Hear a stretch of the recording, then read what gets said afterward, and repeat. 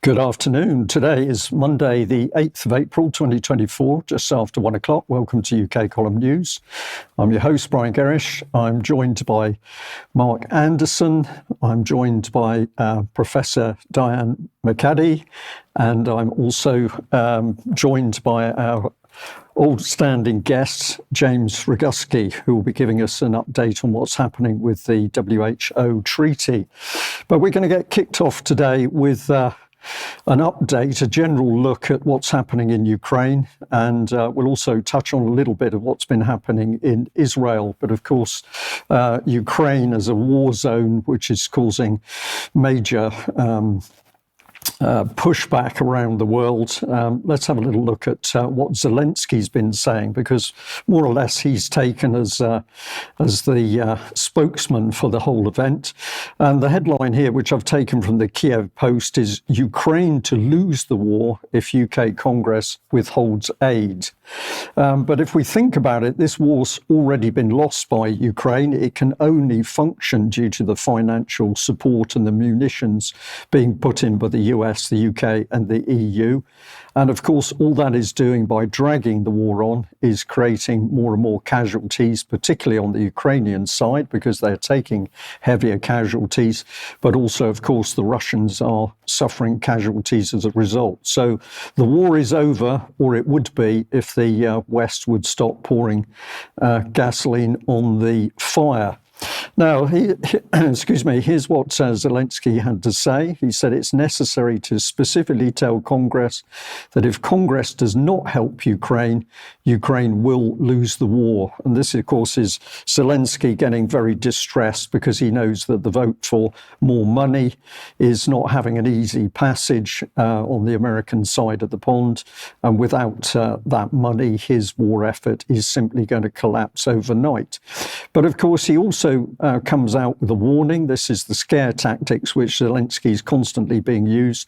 If Ukraine loses the war, other states will be attacked. And it's quite remarkable, but it almost appears that in the US and in the UK and the EU within NATO, this is just being taken as an as-is, that if Ukraine falls, the Russians are going to sweep westward and conquer the rest of Western Europe. This is back to Cold War type fear factor, and it's being ramped up particularly by the West and by NATO. Now, what is happening in the background? Well, we have senior retired military people who are simply telling us that we've got to now beef up Britain's military in particular in order to be able to take on the Russians. Let's just have a look at, let's have a little look at this short clip by General Barons. We should all be concerned about NATO really for three reasons. The first is it's absolutely clear now, and it's been developing since, in my view, 2014, when Russia invaded Crimea, that we, as part of NATO, are once again in a confrontation with Russia, which is really serious and might turn into conflict. And the most visible symptom of that, but not the only one, is the war in Ukraine. And we should be clear that as of today, that war is going in Russia's favor now. Well, there was a key statement right at the end of that little clip that the war is going in Russia's favor. That is, Ukraine is losing this war. This is very clear. But what did the retired general go on to say? That UK needed to really beef up its military in order effectively to give Putin a beating. This, to me, is just extraordinary language, because in no way is the UK going to be capable of doing that, because it hasn't got the industrial base to support what he's claiming. And also the military are having huge difficulty recruiting the number of people, particularly into the army. But note he talks about confrontation turning into conflict. But the reality is that the military support from the UK, the US and other European countries is enabling Ukraine to keep fighting, and the munitions going in, munitions going in on the ground are also helping keep that that war running. Now, in the background, Ukraine has also been asking for more air defense systems. They want some 29 Patriot systems. This is because they've lost the existing systems that they've been given. They've been destroyed by the Russians. But what does this whole saga prove? That the Russians can target Ukrainian infrastructure at will. And the reality is that even if they were given more Western anti-air, anti-missile systems, they're not capable of stopping the Russian assault on their infrastructure. The other thing that's been happening, very rarely reported in UK or the West, is that the Ukrainians are clearly up to the old tricks of burying military equipment inside civilian areas. And the Russians have now been using long-range missile attacks to take out this sort of agenda. And the shot that we just had on screen was a destroyed shopping mall which had been used for the storage of ammunition. And this image, which will just pop up on screen, is showing one of the HIMARS type rockets that's been thrown from the explosion as the Russians targeted that particular ammunition depot. But this is demonstrating the type of weapons that the Ukrainians have held in that type of environment. So within Donbass, this has been reported on many occasions that tanks and artillery have been hidden amongst civilian areas. But of course, in the Western media, this is a subject which is always pinned against the Russians. But the reality seems to be rather different.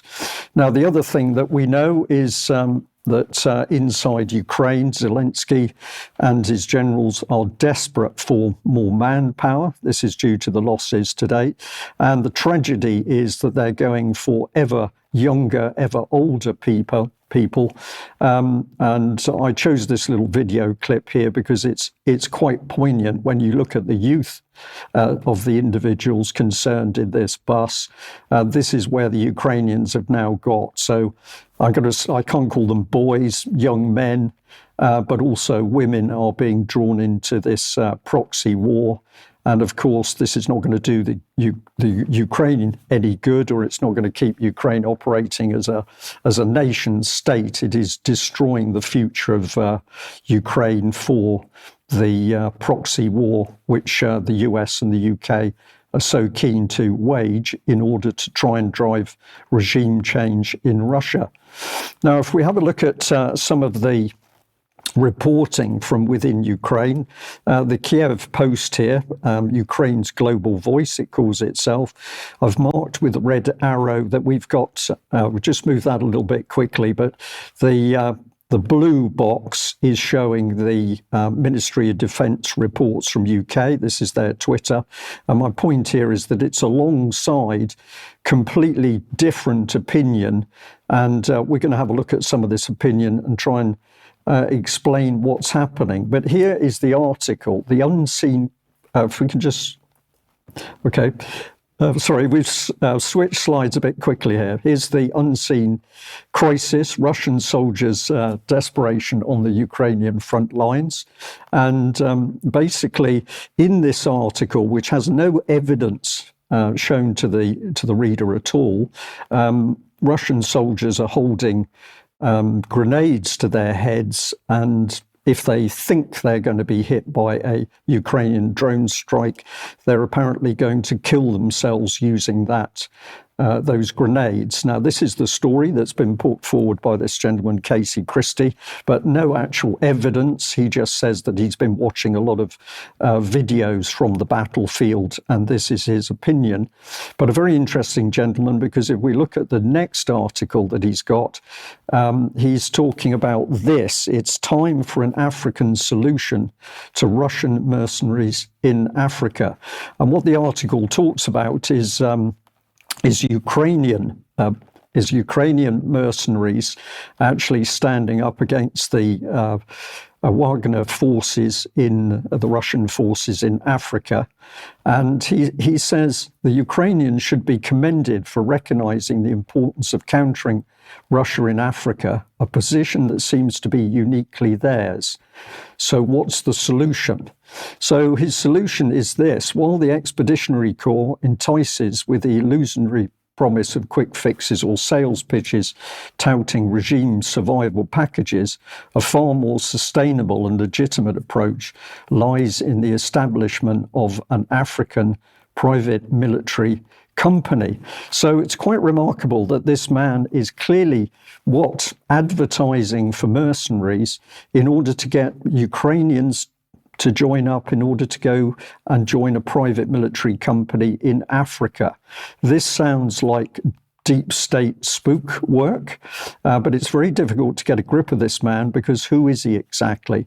If we have a look at what he says in the article, it's this: having spent the first 25 years of my life in Africa, dedicating over 4,000 hours to protecting and serving on the streets of Johannesburg as an unpaid police officer, and having invested significantly in writing about the continent's criminals, terrorists and pirates, my convictions are firmly rooted.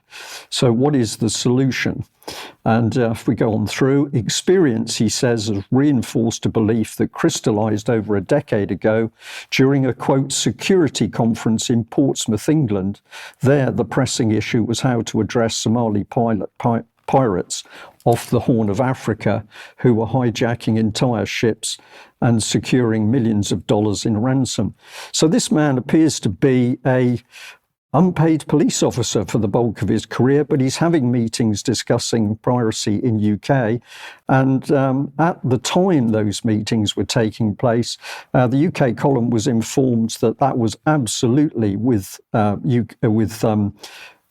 British Ministry of Defence. They were there in the background, so were British Special Forces, and so were some mercenaries. Now, that is what we were told. That's an allegation, but interesting that he's recounting that type of meeting in Portsmouth as triggering his present comments. And if we follow through on this, gentlemen, we quickly have this report, Mark on World, urgent advisory for close protection services. And if we have a look at who's initiated that, Christie and Associates. And if we bring on the next part of it, this appears to be the gentleman's own website, and this is all about protection and private military services. So the point that we're making here is who exactly is ramping up the angst in Ukraine, and is it really the case that the agenda is to get more Ukrainians to fight another proxy war by joining private military corporations, companies in Africa? I'll leave our audience to think about that, but clearly we're seeing that events in Ukraine are not as simple as perhaps the BBC would have us think, that it's just that the Ukrainians have been attacked by those nasty Russians and they are busy trying to defend their country. There is something else at work. And if we move across to Israel, this was from a few days ago, but the Washington Post here with a headline: US signs off on more bombs, warplanes for Israel. Despite a widening rift with the Israeli government, the Biden administration continues to authorize the transfer of 2,000-pound bombs and other weapons. This, of course, is widely known, but the Americans are continuing to put in the weapons into Israel, even though at the moment there appears to be some disagreement between the US and Israel as a result of the attacks on the aid workers. What isn't being widely reported is the scale of unrest inside Israel itself. And we've had massive protests taking place in Israel. The crowds seem to be unfazed by the idea that they would be a target for the Iranians. Let's just have a look at this little film clip and see what's being said about those demonstrations.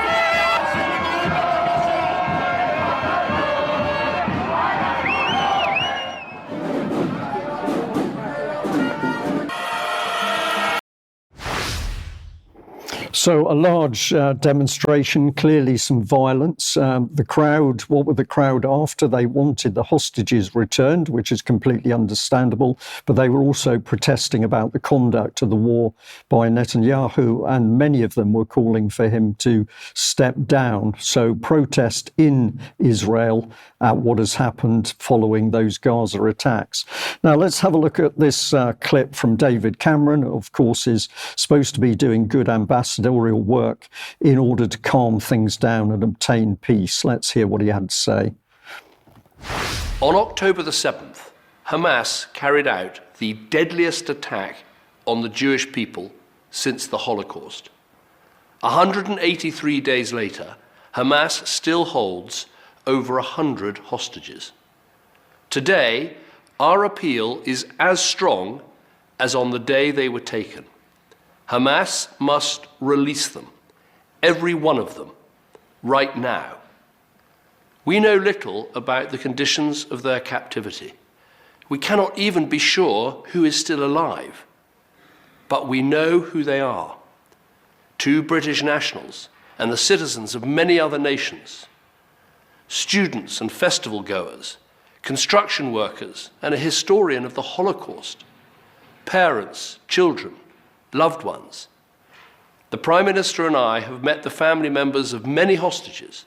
They are showing incredible courage in the most unimaginably difficult circumstances. It is utterly inhumane to extend their agony. And so today, 6 months on from October the 7th, we renew our solidarity with the victims. We stand with the families. We condemn the terrorists. And we call again, send the hostages home. I always have great difficulty looking at David Cameron speaking in his very measured way, where he's being sincere in an insincere way. But the point I really want our audience to think about is that way back in 2011 and onwards, David Cameron was expressing his unbreakable support for Israel.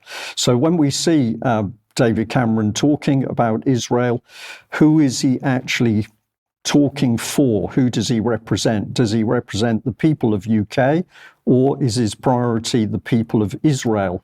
And our point is, we don't mind. We just like him to be honest about which side it really is, because no man can have 2 masters. And we covered this issue in the UK column article at the time and encouraged people to have a read and see why we believe that this is an impossible situation, that we have such a powerful Israeli lobby within UK changing agenda as we have a major conflict in Gaza. Well, let's move on from that and bring in our guest, James Roguski. And I'm just going to say to the audience, just prior to the news, we were having a little chat. And I said, the trouble is, James, we haven't got much good news. But you said to me instantly, I've got some good news. So welcome to UK Column. What have you got for us? Well, I have way too much information for the time that we have. So if you would be kind enough to give me notice halfway through, what I want to do is partition what we talk about between the 2 instruments that are being negotiated, the treaty and the amendments. So I'll start off with what most people call the pandemic treaty. They had in their negotiations what was supposed to be their last 2 weeks of negotiations at the end of the last month, and they failed to reach an agreement. So they've had to schedule more meetings from April 29th to May the 10th. About a year ago, I published an article about our ambassador Hamamoto agreeing with the Chinese delegate that they wanted to keep all of the details of which nation made what proposal secret from everyone in the public.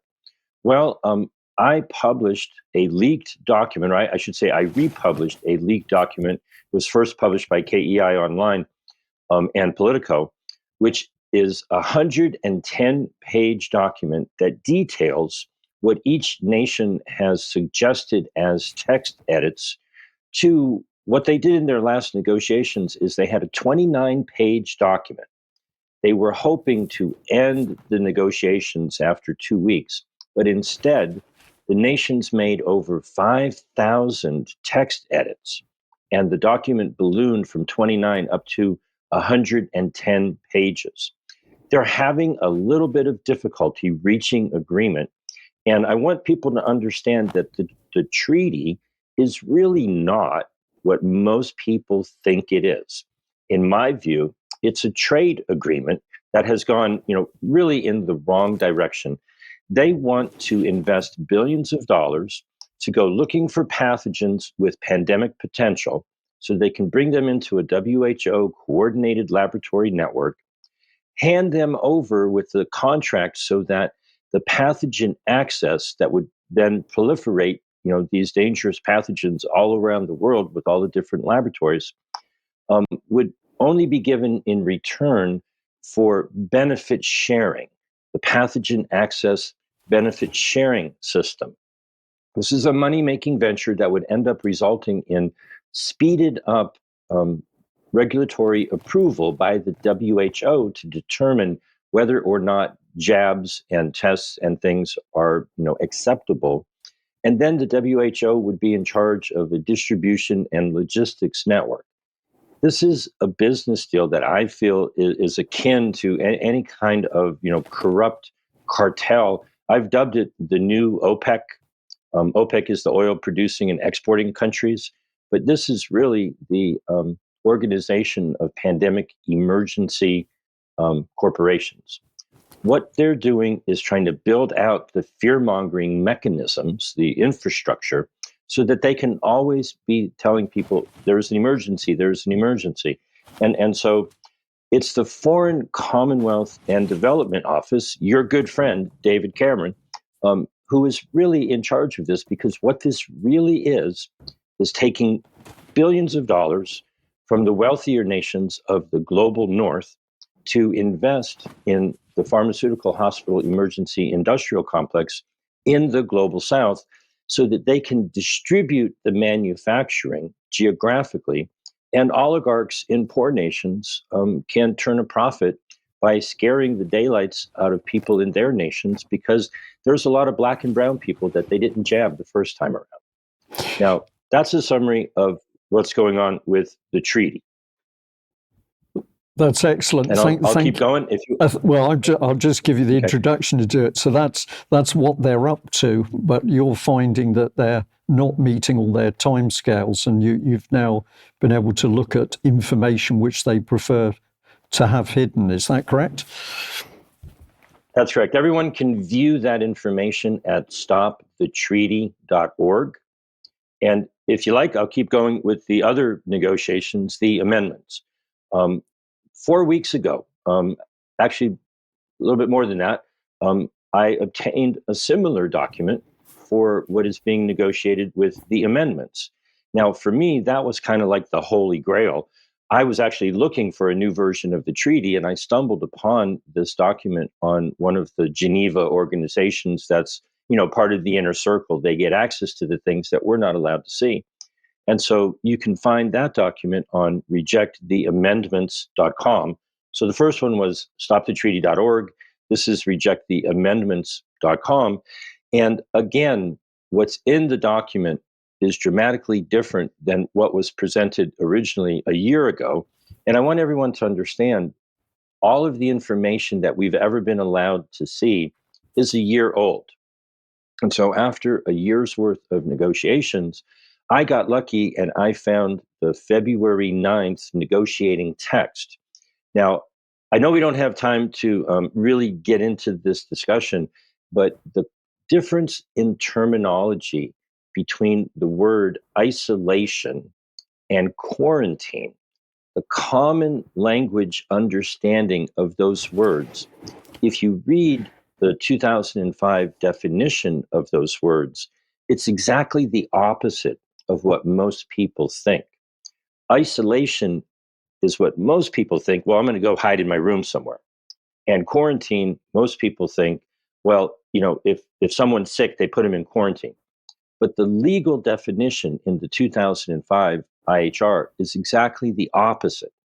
And so what they have added quietly, that's not in the original documents, is they want to add strengthening language to enable nations to quarantine international travelers as appropriate. Now, I think the terms as appropriate are a little too vague for my liking, but even with that, what would they be using as a criteria to determine whether or not an entire vessel, they call it a conveyance, a cruise ship, an airplane, a train, a bus, any kind of vehicle, isolation in their language is what they do to people who are ill. Quarantine is what they seek to be able to do to people who maybe have passed by or on the same ship with someone who is ill. It is an exponential strengthening. And this is where everybody gets it backwards. That is not an attack on national sovereignty. That is a ridiculous strengthening of national sovereignty that would enable each nation to abuse the rights and freedoms of foreign travelers. So if you want to go on holiday, you take a cruise or a flight or whatever, and for some appropriate reason, as determined by the officials in the foreign country where you may be landing, this is a gentleman's international agreement where all of the nations, it's not coming from the WHO. It's not that the WHO is saying they have to do anything. The doublespeak is amazing. The IHR says, no, don't do that unless you want to. I mean, you have to read it to actually believe it. And so the concern about adding in the ability to quarantine, and now quarantine doesn't mean you're sick. Quarantine means somebody said, we're going to lock up this airplane or boat or whatever it may be. This is very disturbing. It was not in the original documents. It is in the documents that were leaked. And I encourage everyone to go to the websites that I mentioned, or you can just go to jamesroguski.substack.com or call me at 310-619-3055. I'm in the US. You can text me or use any of the apps. That is absolutely unacceptable, to give government more power to just lock people up as they deem appropriate. Yeah, so James, it's fear, first of all, followed by more power. But you did mention that they'd also had comments in from countries which clearly had embarrassed them, and they didn't want to make that available very quickly. You've been able to see some of those comments, is that correct? In the document, for the treaty on stopthetreaty.org and the document for the amendments, rejecttheamendments.com, you can just download and type in UK if you want to search to see all of the text edits that were submitted to either remove or add language. And any nation, they have abbreviations for each nation. I published an article a couple of days ago for the United States, who had submitted 500 and some proposed text amendments. I think the UK had 200 and some or thereabouts.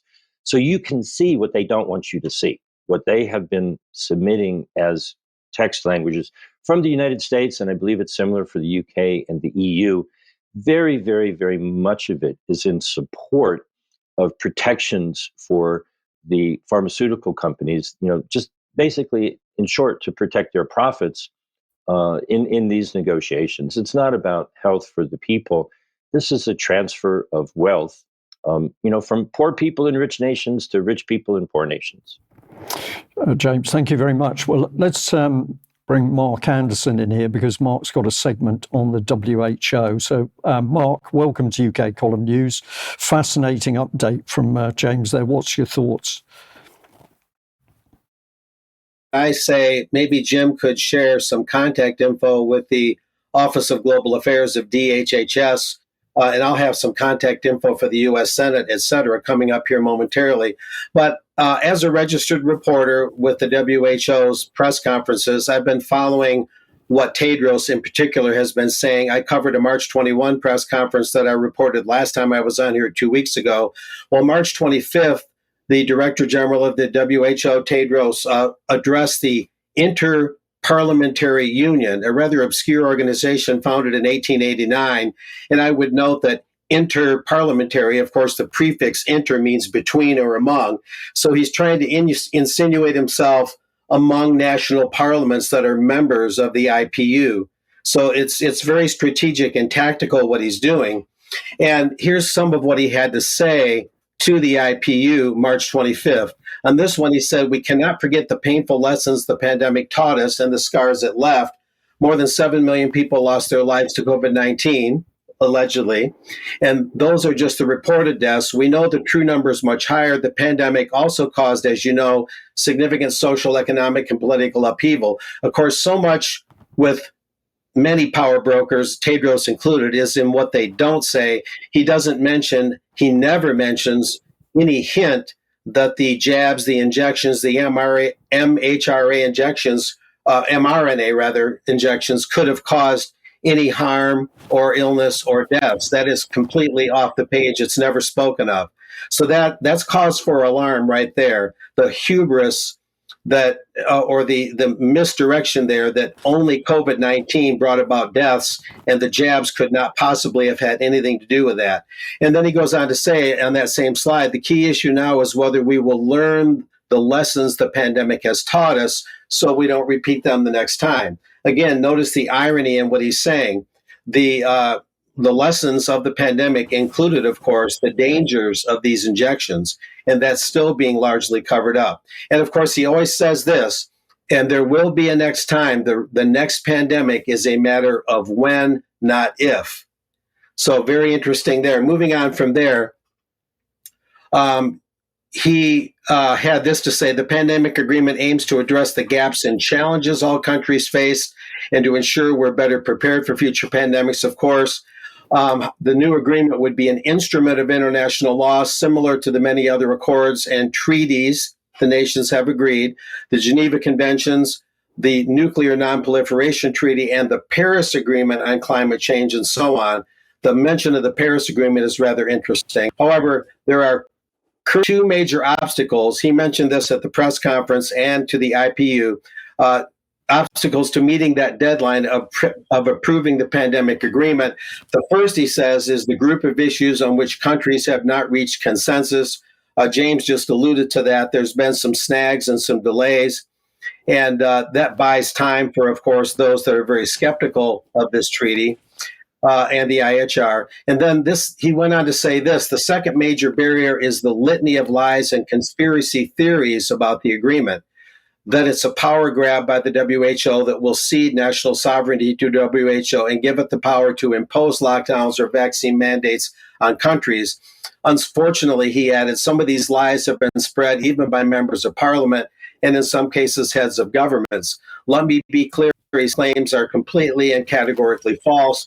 The agreement is being written by countries for countries and will be implemented by countries in accordance with their own national laws. And moving on from there, he even goes on to say, in fact, it says the exact opposite. Let me read you Article 24, Paragraph 3 of the negotiating text of the pandemic agreement. And it shows that quote from the text. I'm not sure if that's exactly how it is right now, but it says, nothing in the WHO pandemic agreement shall be interpreted as providing the WHO Secretariat, including the WHO DG, any authority to direct, order, alter, or otherwise prescribe the domestic laws or policies of any party, or to mandate or otherwise impose any requirements that parties take specific actions, such as a ban or acceptance of travelers, imposing vaccination mandates or therapeutic or diagnostic measures, or implement lockdowns. Now, of course, you have to look at the supranational framework that the UN fits into, and then the WHO, of course, is a child of the UN system. All supranational arrangements are a threat to sovereignty, one degree or another, one way or another. A lot of this is very disingenuous. The way that this would work would be like any UN covenant that we've seen, the International Covenant on Civil and Political Rights, where human rights are recognized unless they go against the grain of the principles of the United Nations. There's always those sort of exceptions. And you'll notice here, this is the next statement in this slide, right after he quoted that treaty section. He says, "We urge parliaments to be aware of these issues and to support the ongoing negotiations.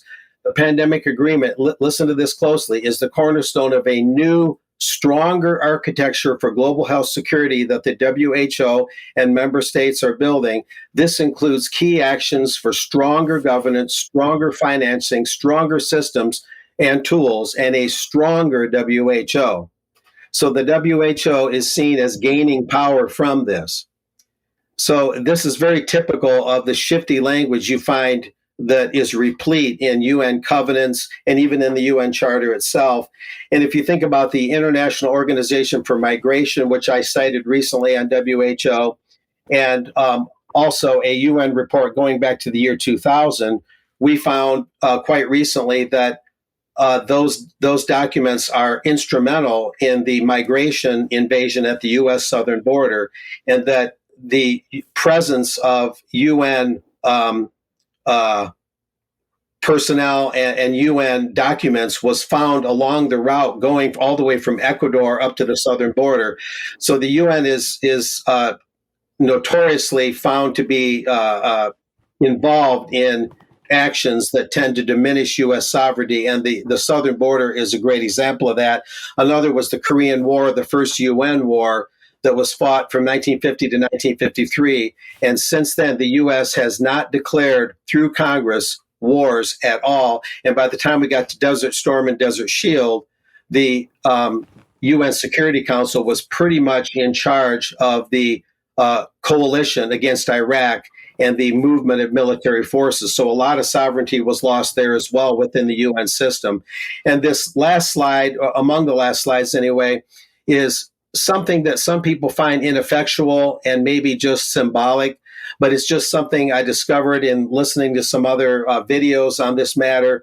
Louisiana is balking at the WHO, the UN, and the World Economic Forum, saying that those organizations don't have, that the state of Louisiana's, how would I say this? Those organizations don't have any jurisdiction over the state of Louisiana and things like that. And supposedly the state of Tennessee is doing the same thing, Brian.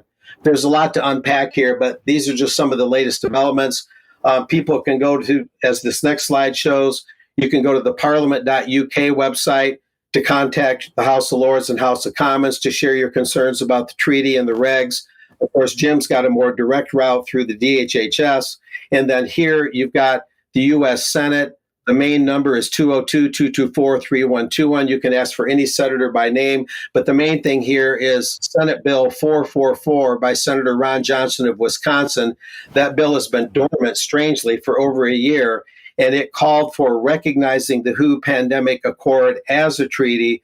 And then the Senate would exercise its constitutional duties to have its advice and consent on that treaty. And that's a very important act of sovereignty to play out or to apply that constitutional principle. And I also included here, and people can see this in the slides later, how to contact members of the EU Parliament, as well as I said, the UK Parliament and the US Senate. So that's pretty much what I have for now, Brian, in the time provided.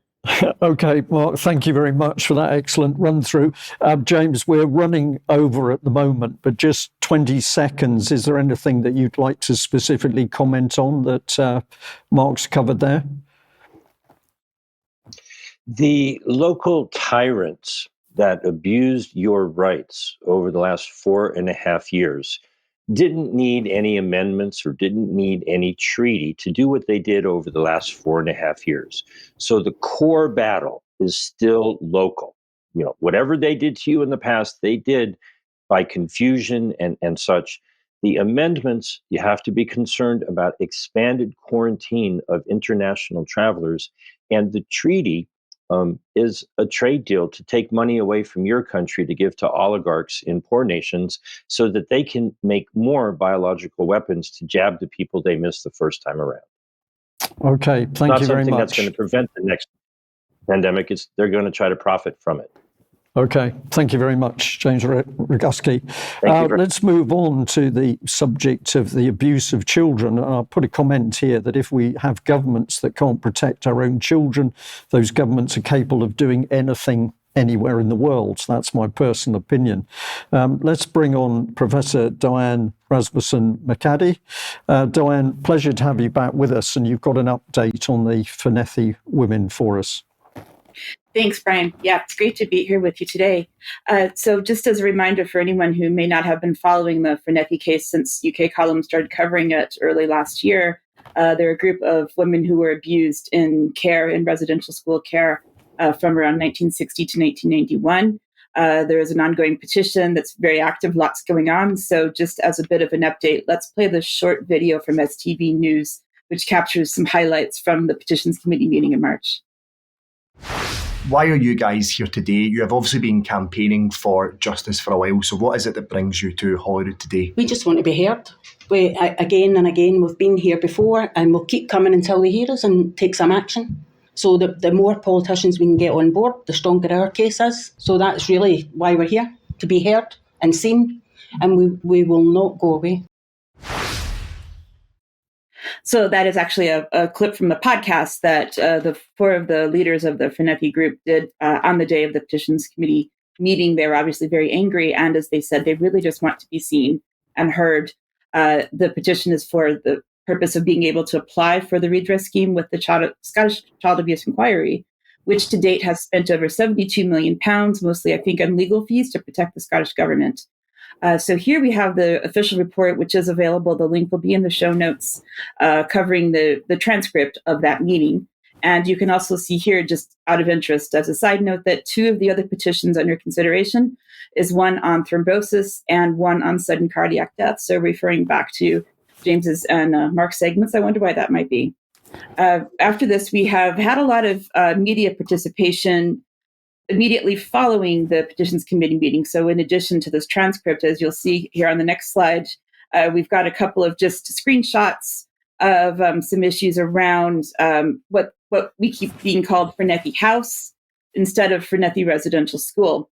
The issue here is that it was never called Fenethy House when the women were there in attendance. It was always called Fenethy Residential School from the time that it was from a residential school to the end. And we also see a lot of inaccuracies around reporting why the women were sent there. They were there because of, for different reasons. We have a lot of different reasons why we think it happened, but the inaccuracies reported in the media at this committee meeting was that it's for convalescent care or respite care or holiday camp.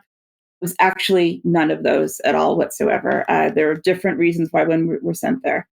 So what we've been trying to do is work to correct the messages that get sent out. And some of these media outlets have corrected their coverage immediately when we've asked them to do so. And it's saying, please don't call it Fenethy House anymore. Please don't say it was for convalescent care. Let's just say what it was. It was a residential school where the teachers were there and the children were in charge of people by the state when they were there, which is what Scottish law calls for. So next we'll see an example of this here. If we can go to the next slide. We see here that we've had some changes from removing Fenethy House to Fenethy Residential School and saying they were from disadvantaged backgrounds, which tends to be the closest to what we seem to be able to say that it is. Definitely not convalescent, definitely not respite, and definitely not a holiday home. They were there for 6 weeks of horrific abuse. So, Diane, if I can just come on, we just need to move on to the next slide, because this is the key issue here that the government has been trying to call Fenethy something which it is not. So just give us this one again while we've got the screen on the slide on screen. Yeah, sorry about that. Yeah, so this was from Glasgow Live, which was they very quickly corrected it. So we will see here, it doesn't say Fenethy House, it doesn't say Fenethy Residential School. The problem here, as we have been able to isolate, is Shona Robinson and the SNP, and I would imagine Hamza Yusuf as well, because they keep saying, well, the abuse was only short term. So they were only there for 4 to 6 weeks at a time. So therefore, they don't qualify to apply for the redress scheme because, what is 6 weeks of abuse, right? And it's absolutely, absolutely despicable. So again, here we see the corrections that have been made for Fenethy Residential School and girls from disadvantaged backgrounds. rather than Finethi House, convalescent. And those are the messages that the government has been pushing, which has not been helpful at all for the case. If we can go to the next slide. So this is my article that was published on UK Column a few weeks ago, which goes into the detail that I found when I visited the archives for several months from last autumn going into the first part of this year, as well as if you look at the UK Column news from 2 weeks ago, I've got the coverage on there. What we're seeing now, because there's been a press release by the Finethi ladies that UK Column has assisted with, we're seeing Yahoo News here as an example of an aggregator that is sort of resharing these older articles from a few weeks ago. And I just happened to see these over the weekend. There's one from February when we had a Finethi conference where we shared some of these findings of what I found in the archives, as well as issues around human rights and the legal case that is undergoing, as well as the protests from November. That was when we were at George Square protesting outside of Glasgow City Chambers.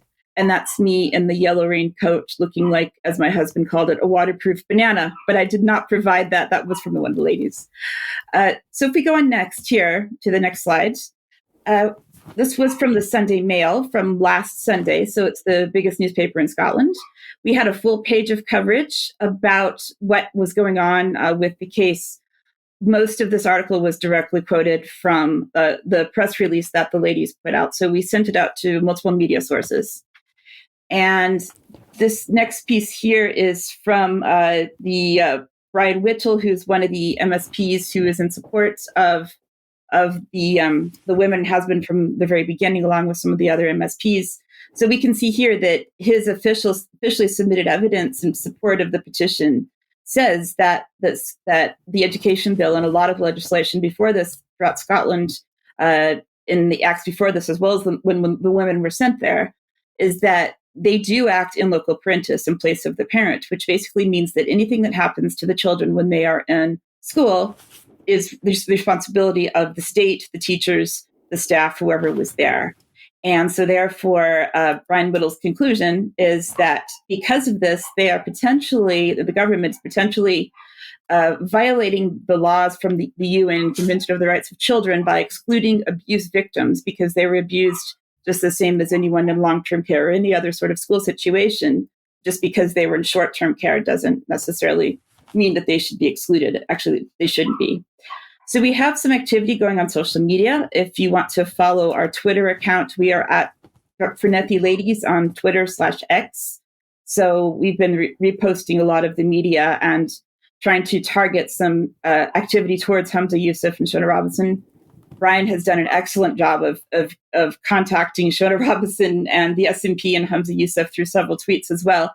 And as you can see there, he's retweeted some of these articles. And this one post, for example, has had over 4,500 views as of when I took the screenshot. So we're getting a lot of good coverage there as well. If you want to get involved, and I hope people can, if you are in Scotland or can get to Scotland, we will have the next Petitions Committee meeting on the 17th of April at 9:30 a.m. here in Edinburgh at Holyrood. We are planning a large protest, and you can also sign this petition here to allow them to access the redress scheme, which is directly through the Scottish Parliament, Scottish Government website. And we have a change.org petition as well that you can sign. That one also has, well, we've already met our goal of 500 signatures, but we want more, obviously. And we have just started a crowdfund that will go directly to the ladies that they can use for costs of transportation and so on. So please donate if you can. Thanks. Okay, Diane, thank you very much for that update. It's good to see that things are starting to move, and it's particularly good to see that some of the members of the Scottish Parliament getting properly involved there, including the gentleman you mentioned, who's also pointed out he thinks that a lot of the stalling is due to the fact that the government's getting worried about how much money it would have to pay out in compensation to the ladies. But more on that in due course. Now, if people like what the UK column is doing, then we're going to say, please support us. Please become a paid up subscriber, because we can only do what we do with your financial support. You are very much the UK column and we need your help. You can help us, of course, by making a purchase through the UK column shop, and get online and have a look at that. And please do share our information, because that's the reason that we do what we do, to inform people and to pass out information. Remember to mention us if you do that, though. Thank you very much. Now, we also want to say we've got this important film coming out, Playing God. This is as a result of the excellent work, an investigation into medical democide in the UK. This is the journalist Jackie Devoy and her team, and it's going to be premiered by the UK column at 2 p.m. Monday, the 22nd of April, and you'll be able to see that through ukcolumn.org live. So very, very powerful piece of work, and I think it's going to make a big difference. We've also got tomorrow the Part 4 of The Green King. This is Debbie Evans and myself talking about what King Charles III is really up to.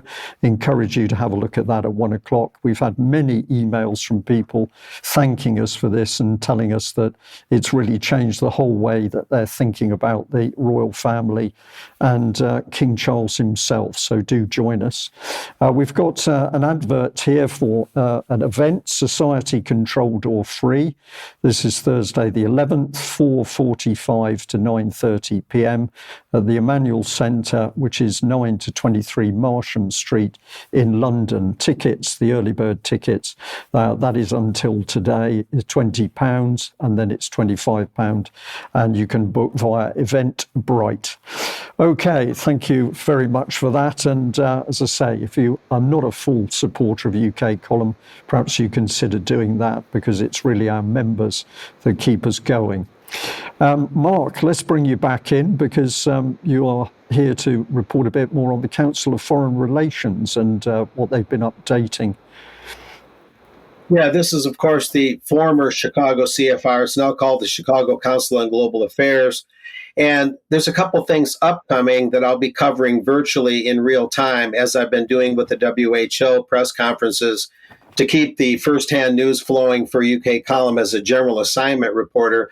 This one is coming up tomorrow, World Health Day, and they're combining migration, climate change, and global health. What global health might have to do directly with the treaty and all that, I'm not sure. But it's an interesting illustration that goes along with the advertisement for this upcoming program, a needle going into the entire globe. Rather interesting right there. And there's one other one. Well, this is a little bit more about the first one, excuse me. I'll just briefly mention that Ibrahim Abubakar, boy, I hope I don't butcher that, he is with the University College London. He's the provost there, and he has a guest, Maya Prabhu, who's a clinical associate professor of law, Yale Law School. They'll be discussing that program, and I'll be covering that tomorrow and reporting on that next week.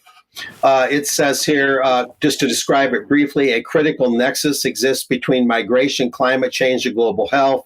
Escalating conflicts and climate crises have caused displacement to become a harsh reality for millions, exacerbating global health challenges. The only thing I'll mention there, of course, is that it's interesting that the Biden administration wants a completely open border and did everything it could to get rid of Title 42, while at the same time claiming that COVID is a great viral threat. How you square that with a totally open border policy is beyond me. Anyway, the other program is going to be the 24th of April. This is an interesting one. New Cold Wars, a conversation with David Sanger. He's with the New York Times. This will get a lot into Russia, China, and probably Ukrainian matters, Brian, and I'll be covering that as well. I think there's a little something about David Sanger. He, of course, is with the Times, White House, and national security correspondent. And his name has also popped up at Bilderberg on occasion. So we'll see what they have to say and be reporting later, Brian. Okay, thank you very much for that. Yes, what are they up to? It's difficult to tell, isn't it? Now, I think this brings us back onto the subject of education. And Diane, you're going to tell us what's been happening. Big protest in Holyrood up in Scotland. What's actually been happening?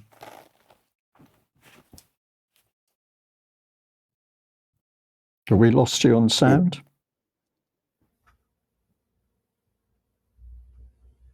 Or have we lost you altogether? Are you there, Diane? I still can't hear you. We're having a few little issues today. Hello. Yes, you're here. Well done. Okay. Sorry about that. Must have been a blip in the internet. So that is actually that's the slide for the protest at Holyrood. We had a lot of protests going on over here in Edinburgh on Saturday, actually. So for those of you who follow Posey Parker, or Kelly J. Keane is her real name, who speaks for Let Women Speak, we had a Let Women Speak Edinburgh event. And the whole point was for women to be able to come and speak, right? So as we should be able to do. And what actually happened was a lot of the coverage that we saw on Twitter was some of the peaceful part of the women just coming and sharing their thoughts on being an actual woman. Some of it, unfortunately, got really violent, which I think is unfortunate considering what's going on with the hate speech situation here in Scotland with the crime bill that came in the hate crime bill that came in on April Fool's Day. So here's one example of the trans activists saying, you better use my pronouns, darling, or I'm going to have to make your pronouns were. Now that's a death threat. Why that is not hate speech, I don't understand. We have some other ones as well that you can go on and look at Twitter. If you look at hashtag Let Women Speak Edinburgh, there's a whole bunch of them, some videos that you can look at. But this leads me to what is actually hate speech and what is actually hateful speech. And as someone that comes into the UK column as a librarian, as an academic, one thing that I'm concerned about is why are we giving UK degrees to students who are from other countries who are not necessarily qualified to study in an English-speaking country?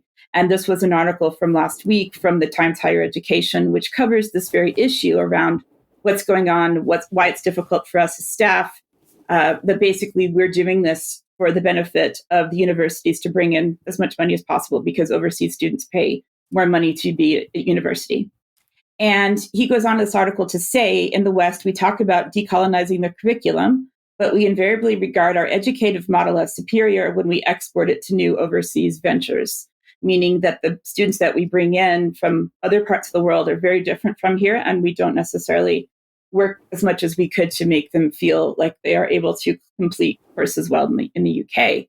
And he calls us colonizers. We force students who come to the UK at their own will to spend their own money as colonizers. So we are now colonizing these students coming here who want one of the best educations that they can get.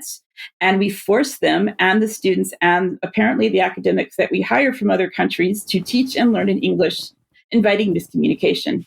Now, in my opinion, they're here because we have a great reputation in the UK and the US for having amazing education opportunities. So I am a member of the editorial team of the Scottish Union for Education, and you can read my full article on decolonization if you go back to our newsletter from January.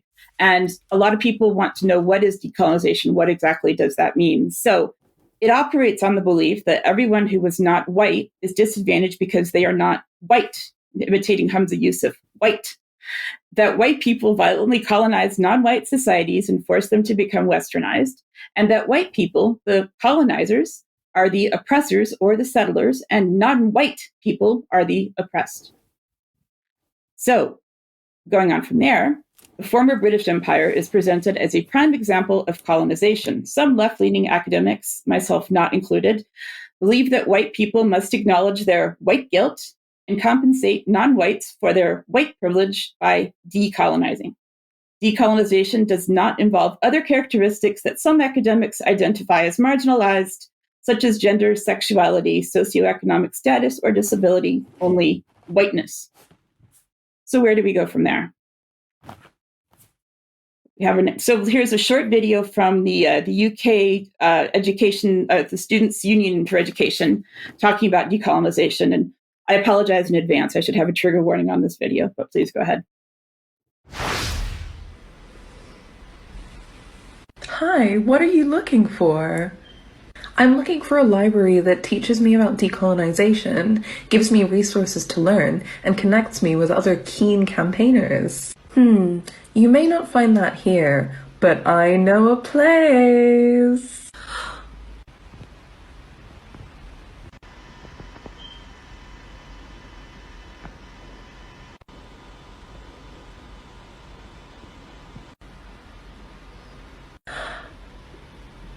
Was that the library you're looking for? Oh my god, yes! Let's decolonize education. So that is just the best resource ever, Ryan. So here, if we go to the next page here, this is what is now the NUS Liberation Library. And you can see here that we have, as we do in this type of environment, different categories of people, because we like to categorize people by labels. So we have Black resources, trans resources, LGBT+, and at the very bottom of the pyramid, disabled and women. And here we see Sarah Khan again, who we just saw in that brilliant TikTok video. If anybody knows what this means, please let me know, because I have studied decolonization. I still don't know what this means. Divestment campaigns are a way of showing our institutions that we are not fooled by their co-option of the term decolonize. We say no to their material complicity in colonial violence. So if you read James Lindsay's work on New Discourses, he talks about decolonization being violent. But let's look at what decolonization means to professional librarians. This is from the University of Liverpool Libraries. However, historical material contains language and illustrative depictions of people that are offensive and outdated. These instances may be racist, homophobic, sexist, or ableist, and more broadly, a significant part of the systematic marginalisation of people throughout history. Therefore, the archivists at the University of Liverpool are currently working to identify offensive or outdated language that is used within the metadata on the dedicated archives catalogue. So that was from a 1-hour-long webinar on the issue of how to decolonize the library catalog at the University of Liverpool. So here is the example that she follows that with. We have an article or an item called Chinese paintings from the archives.